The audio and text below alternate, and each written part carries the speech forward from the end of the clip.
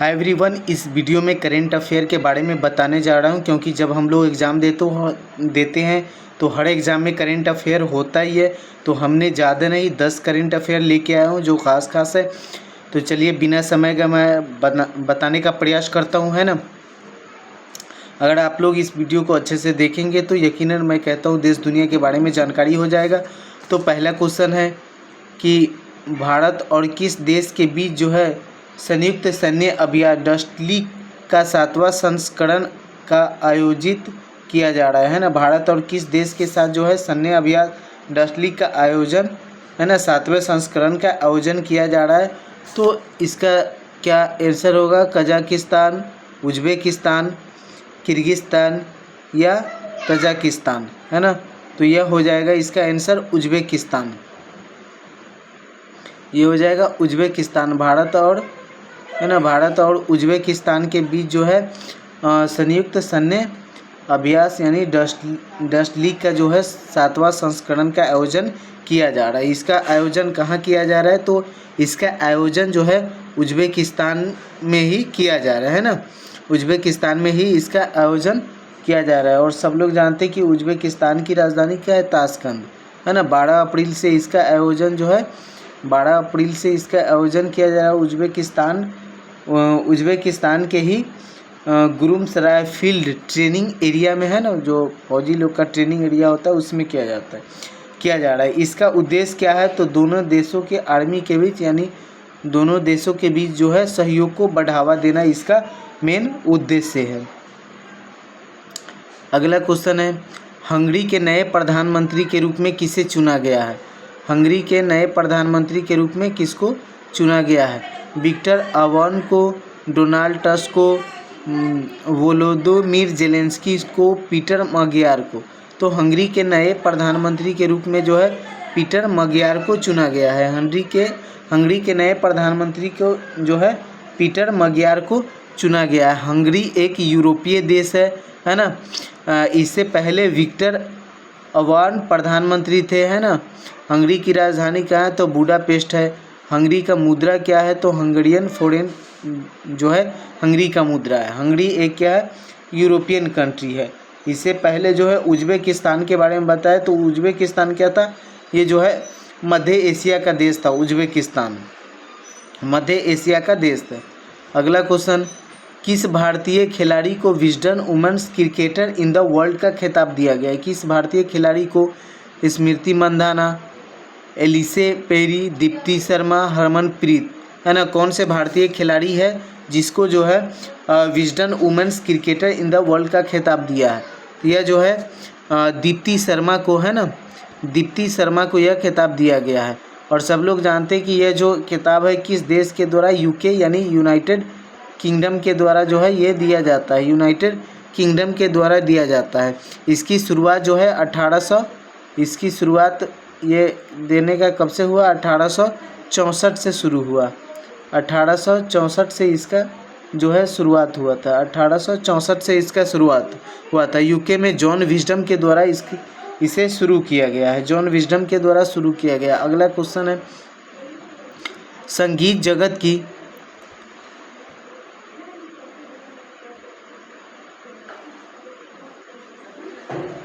जगत की दिग्गज गायिका आशा भोसले का जन्म 12 अप्रैल 2000 संगीत जगत की दिग्गज गायिका आशा भोसले का जो है 12 अप्रैल 2026 को निधन हो गया। उन्होंने भारत सरकार द्वारा किस वर्ष पद्म विभूषण से सम्मानित किया गया था? किस वर्ष उन्हें पद्म विभूषण दिया गया था? 2000, 2005, 2008, 2015। किस वर्ष उन्हें पद्म विभूषण दिया गया था? तो उसे जो है पद्म विभूषण 2008 में दिया गया था। कब दिया गया था? 2008 में दिया गया था, है ना। आशा भोसले, जैसा कि सब लोग जानते हैं, यह जो है आशा भोसले का जन्म कब हुआ था?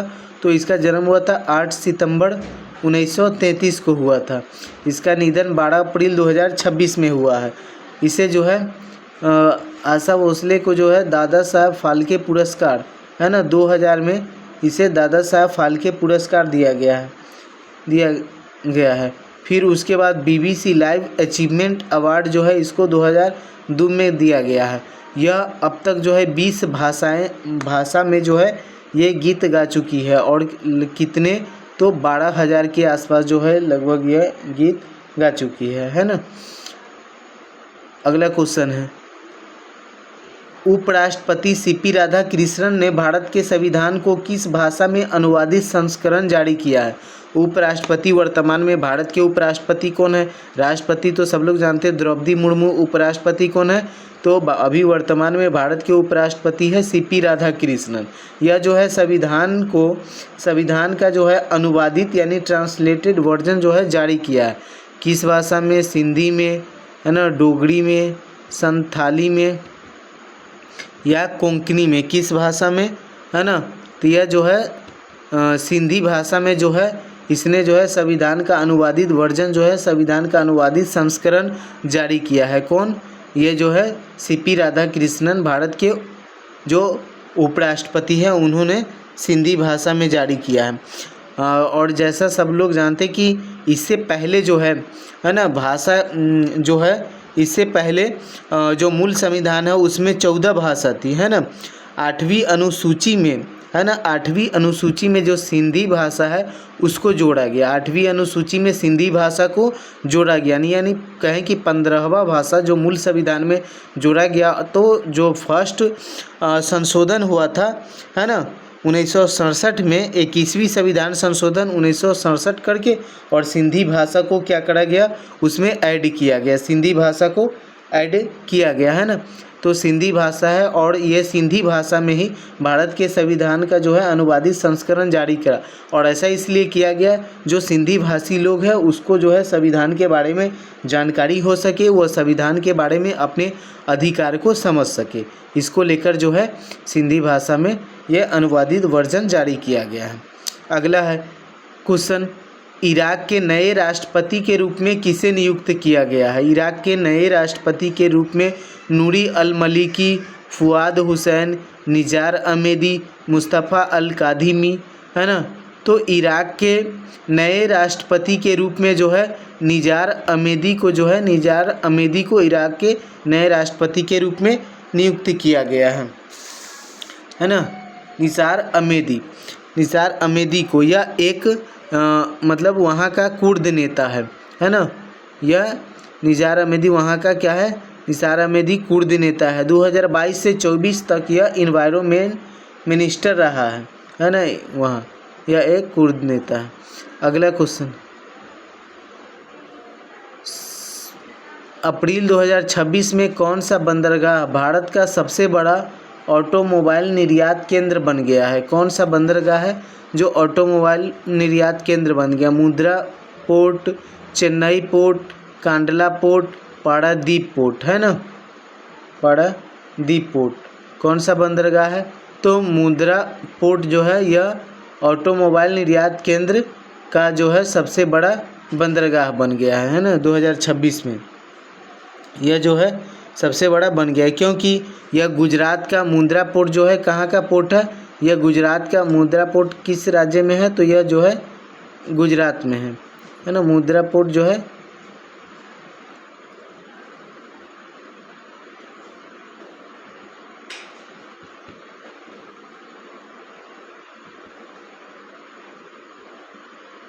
मुंद्रा पोर्ट जो है किस राज्य में? गुजरात में है ना।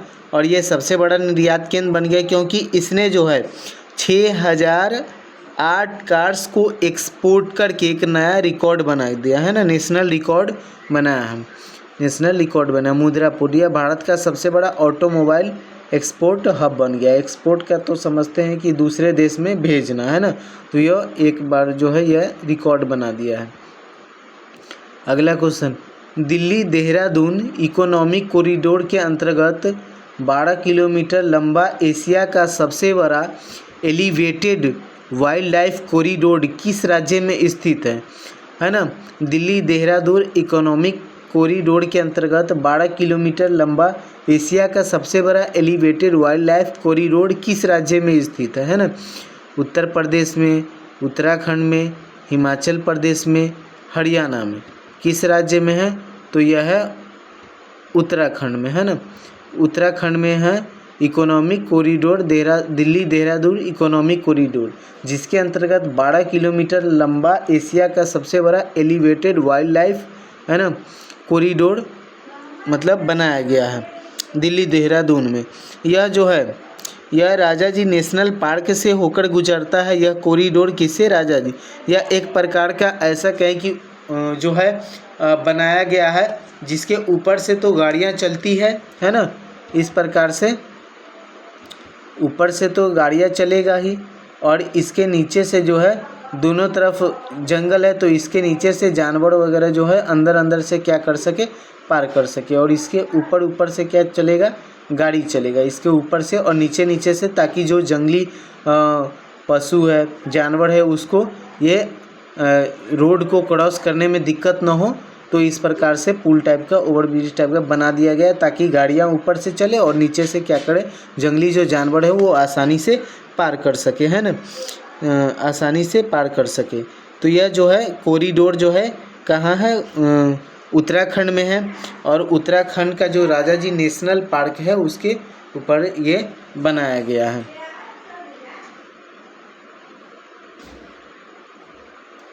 अगला क्वेश्चन, हाल ही में 14 अप्रैल को BR अम्बेडकर का 135वीं जयंती मनाई गई। डॉक्टर अम्बेडकर को भारत रत्न किस वर्ष दिया गया? 14 अप्रैल सब लोग, ये जन्म तो सब लोग जानते हैं कि 14 अप्रैल 1869 को जो है भीमराव अम्बेडकर का क्या है, जन्म है ना, जन्म हुआ है। तो अब इसका है कि 135वीं जयंती मनाई गई इस बार 14 अप्रैल 2026 में। तो इसको जो है कह रहा है कि डॉक्टर अम्बेडकर को भारत रत्न किस वर्ष दिया गया? 1956 में, 1990 में, 1947 में, 1950 में। तो डॉक्टर अम्बेडकर को जो है ये डॉक्टर अम्बेडकर को भारत रत्न जो है 1990 में दिया गया। 1990 में डॉक्टर अम्बेडकर को जो है 1990 में क्या दिया गया, भारत रत्न दिया गया। डॉक्टर अम्बेडकर का जन्म सब लोग जानते हैं, डॉक्टर अम्बेडकर का जन्म जो है 14 अप्रैल 1869 को हुआ है, और इसके मृत्यु जो है 6 दिसंबर 1956 को हुआ है। डॉक्टर अम्बेडकर का मृत्यु 6 दिसंबर, जन्म 14 अप्रैल 1869 और मृत्यु 6 दिसंबर 1956 में हुआ है। इसका जन्म किस राज्य में हुआ है? तो मध्य प्रदेश में हुआ है ना, मध्य प्रदेश में हुआ। यह 1947 से 50 तक संविधान सभा के ड्राफ्टिंग कमेटी के अध्यक्ष रहे हैं। ड्राफ्टिंग कमेटी के अध्यक्ष रहे हैं कौन? Doctor Bhimrao Ambedkar. Doctor Bhimrao Ambedkar drafting committee के अध्यक्ष रहे, 1947 से 50 तक अध्यक्ष रहे हैं, है ना। भारत का संविधान 26 जनवरी 1950 को लागू हुआ है ना, और अध्यक्ष के कारण रहे हैं ड्राफ्टिंग कमेटी के, जिससे के कारण सभी इससे जो है भारत के सभी भीमराव अम्बेडकर को, है ना, संविधान का जनक भी कहा जाता है, क्योंकि संविधान का मसौदा क्या करा, इन्होंने तैयार करा। भारत का संविधान जो है आंशिक रूप से जो है 1949 में लागू हुआ, लेकिन पूर्ण रूप से जो है 26 जनवरी 1950 को भारत का संविधान क्या हुआ, लागू हुआ। अगला क्वेश्चन, 61वीं फेमिना, यहाँ पर किसके जगह मिस होगा, गलत लिखा गया, मिस